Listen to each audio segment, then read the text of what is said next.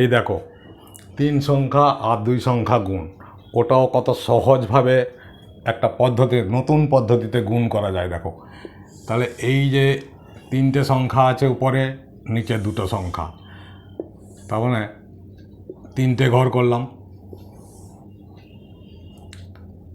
এদিকে 2টো ঘর, কারণ 2টো সংখ্যা আছে 54। এই দেখো 5 4, আর এখানে কত আছে 123, তার মানে 1 2 3।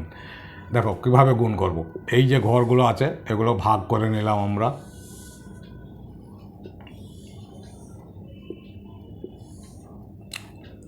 এই দেখো 5 3-এ গুণ করব, 5 দিয়ে এই 3টে সংখ্যা গুণ করব, 5 3-এ 15, 1 5, 5 দিয়ে 10, 1 0, 5 1-এ 5, আমরা লিখব 0 5।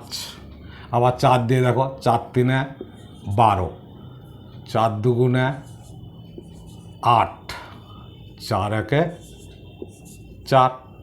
ঠিক আছে, গুণটা ক্লিয়ার। এবার দেখো যোগ করে দাও যে যার ঘরের সংখ্যা।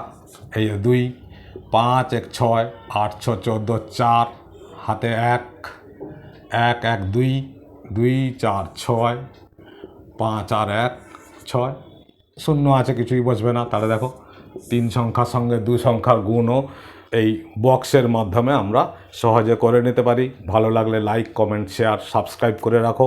ওকে।